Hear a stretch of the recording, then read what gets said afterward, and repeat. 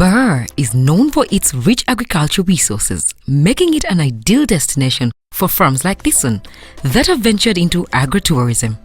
On this farm, visitors can experience a variety of agriculture activities and learn about different farming practices.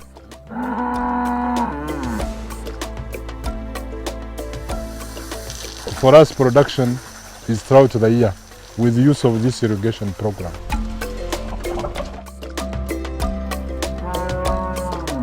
This cow gives us 15 liters per day.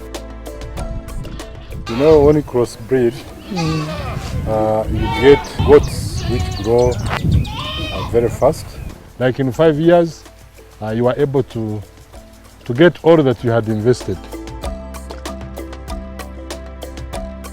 Uganda is experiencing very fast urbanization, and the farmers have no intention of being left behind.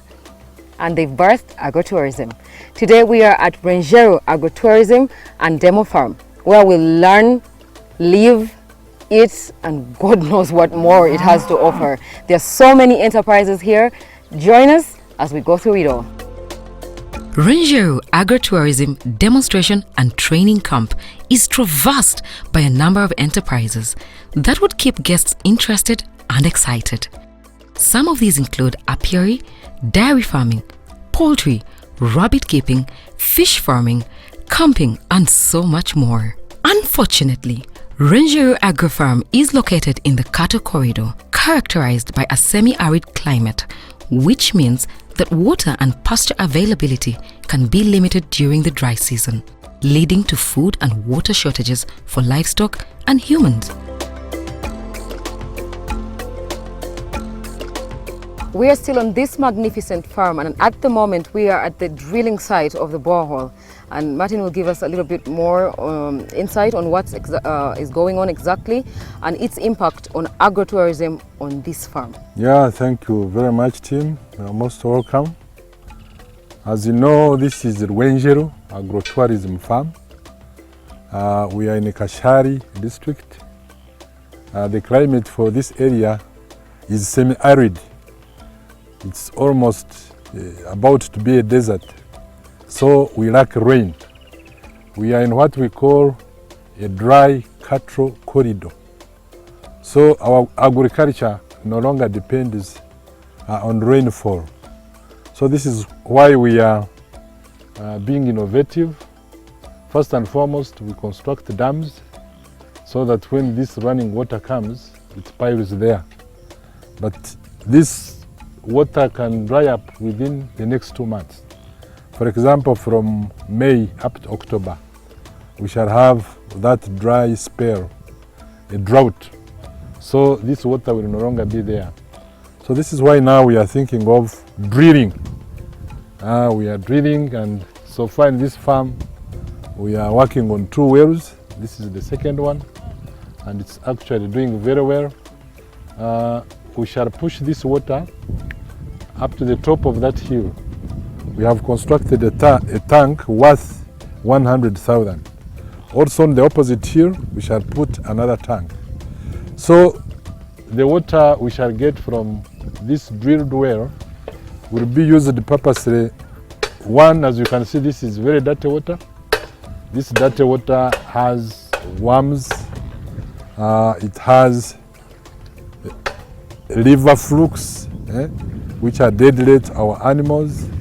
So, but that drilled water will be very clean water for both animals and human beings. And you can depend on that drilled water for continuous agricultural practices. So this is what we are trying to do. And we shall not be selfish, we are not selfish.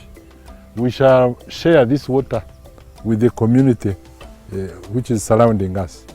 We shall train them on how we can make water for production, so that they don't only use this water for cooking and bathing, but they can improve on their agriculture farms, watering their animals, irrigating their banana plantations, looking after poultry, piggery, fish farming. Everything will be depending on this water. So we have already started training we thank ABI. ABI is Agricultural Business Initiative. They have supported us so much on this program of drinking water. So this is the accountability to ABI that we have used their money very well, and the community around us is very grateful because they are sure now that they are going to be having water throughout the year. Well, thank you, Martin. We continue to traverse this farm and see how agrotourism is thriving here.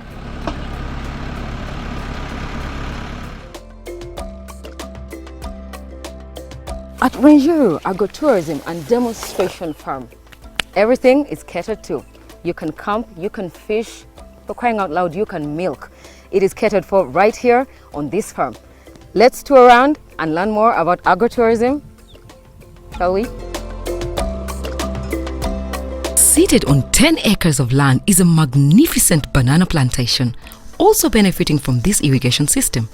From Martin, we get to know how this plantation remains thick. So, Mr. Martin, 10 acres of a banana plantation. Yeah. Let's talk maintenance. How are you able to maintain it? First and foremost, you can see we do weeding, and that's majorly done by our ladies around here in our community. They work for 6 hours and they go back with something in their pockets. We do mulching. Most of these mulches are from our like maize. After harvesting maize, these are the remains of the maize. Even what remains in our feeding lots is brought here as manure. So we have manure from our cows and goats. We have mulches, we have weeding, and we also have workers which keep on this plantation, as you can see. We can see the sprinklers. Tell us more. Yeah, as already mentioned, this is a semi-arid area. It's a very dry place, and during the drought period, May up to October, the place is too dry and our banana plantation also dries up. So this is why we came up with this innovation of irrigation, so that we keep the production of our bananas very high. And that's when we also have very high prices on the market. So for us, production is throughout the year with the use of this irrigation program. Very, very expensive venture, but once fixed, it will take you for very good years. Yeah, like in 5 years, you are able to get all that you had invested. We're still on the farm and getting amazed and our minds blown. Next, we'll learn more about the tree species on this enormous farm. An assortment of tree species can be an interesting and educational addition to agrotourism activities. We took a walk among the different well-labeled tree species, had the opportunity to learn about the environment and experience the beauty of nature.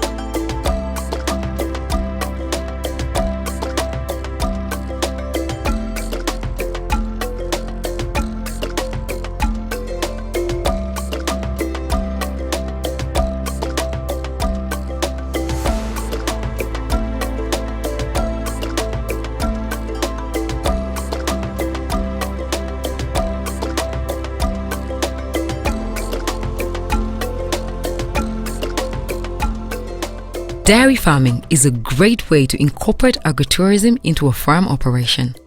Visitors can learn about the entire process of milk production, from milking the cows to processing and packaging the milk. Martin and his crew give guided tours to guests to learn about milk processing, and he has some interesting future plans.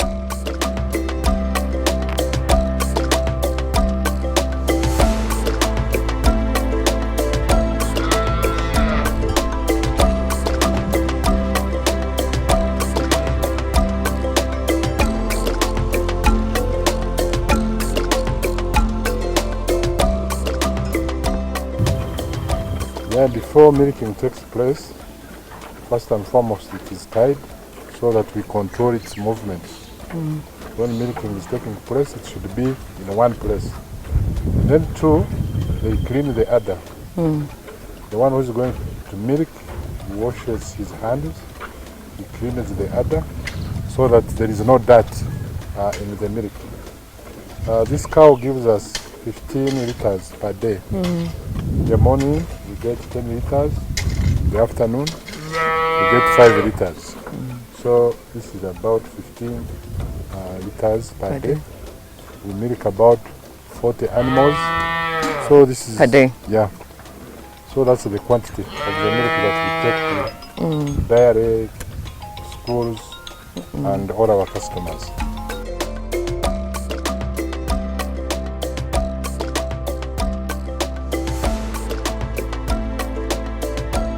Want to add value on the milk that we produce. Yeah. You can make yogurt, you can make cheese, butter, so that when one comes at the farm, there are some milk products you can go with. You can go with, yes. Yeah.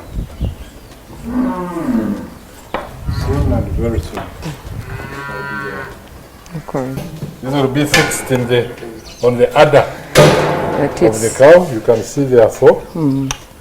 And inside here we have a compressor, which will be producing the pressure to do the milking on the cows. So come next month, we shall be using this system. Okay. As we milk the cow, it will be fed from here. I see. So after milking, It goes out. it goes out.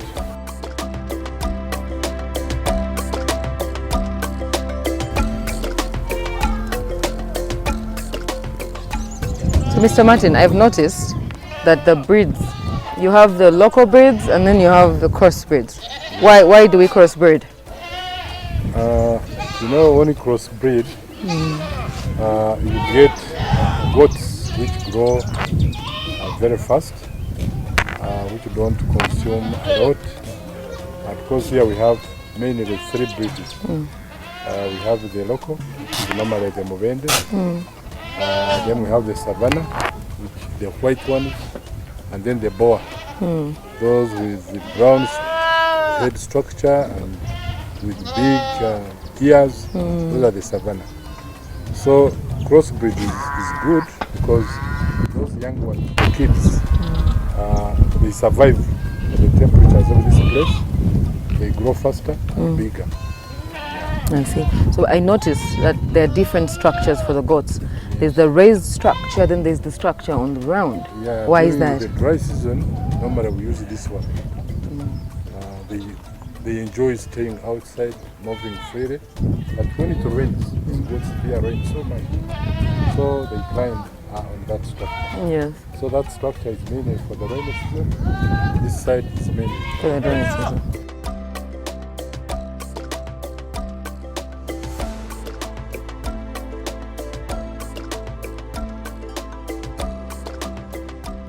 Let's go for a short commercial break, and when we return, it's Bukola Chemical Industries with the experts. As you can see, the whole of this shed is called a silage bunker. So the pastures we have looked at in the gardens, the sorghum, maize, morato, we correct the whole of it when it is still fresh. We crush it and then we make silage.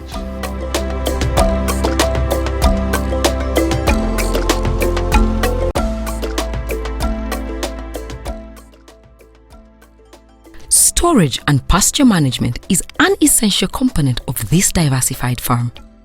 They ensure availability of quality feed grown on this very farm for the livestock. On this farm, they consider properly storing hay and silage to maintain their quality. The feeds are stored in a dry, well-ventilated area away from direct sunlight and moisture. They also rotate stored feed to ensure that the old feed, if any, is used first to prevent spoilage. But considering that they sell some of it to other farms, old feed is a rare sight on this farm. As you can see, the whole of this shed is called a silage bunker. So the pastures we have looked at in the gardens, the sorghum, maize, morato, we correct the whole of it when it is still fresh. we crush it, and then we make silage. But of course, that silage has to be preserved. So we either use molasses or we use chachu, and we preserve that that silage. This silage you see here can be kept here for 2 to 3 years without damage. This grass you see here, which is dry, we have just got it from our area, our land, because during the rains we get too much of the pastures. We slash them, we dry them, but we are doing all this in preparation for the dry period when we shall run short of the pastures. I see. So right now it's time for milking our animals. They are being fed on silage from this silage bunker. We mix with hay, which is also crushed using our machinery which we have around, and it keeps the milk production high, whether it's a rainy season or a dry season.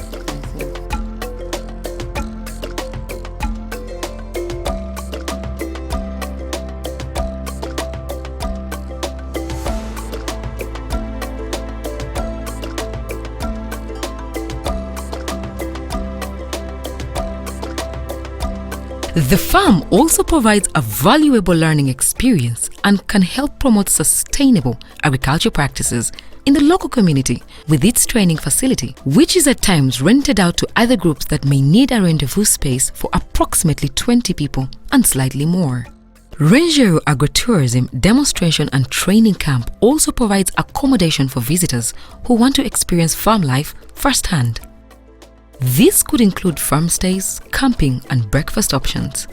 Visitors can wake up early to watch the cows being milked and participate in other farm activities throughout the day. In the future, Martin intends to put up cottages and glamping options, but the magnificent view of the farmlands from the hills is something to behold. I would camp out on this farm on any given day or night.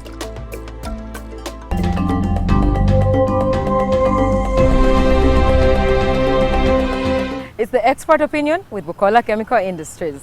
Of course, with me, a face that shows up more than I do lately, Solomon Seruo with Bukola Chemical Industries. It's nice to have you. Thank you. So we are looking at 500 acres of land, and agrotourism seems to be thriving on this farm. It's not something that is very common in Uganda yet, and we can only hope people pick it up. So why should people pick it up? Why should more people venture into it? See, agrotourism, like you have mentioned, is something that is growing, and not just in Uganda, but globally. There seems to be a lot of interest in taking on this new concept, even when it dates way back in several other countries like India and the United States of America, where it's been ongoing for way back.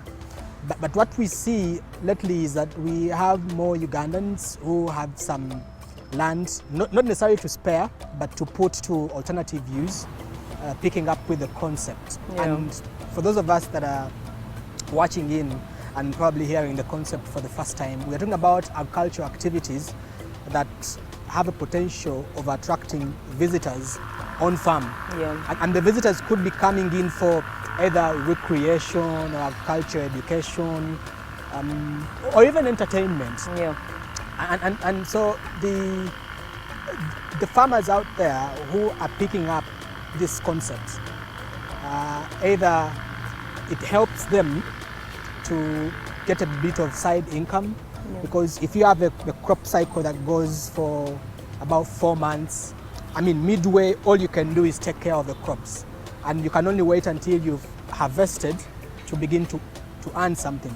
Yep. But agrotourism gives the farmers an opportunity to get an extra income, a side income, as a result of expanding farm operations, allowing visitors to come in either to learn about what is happening on farm, to rest, to learn something new, and possibly for recreation purposes or even entertainment, as earlier said. So it also has a lot of potential in preserving land, giving an example of farms that are huge enough to have, for example, different trees which are beneficial for the environment.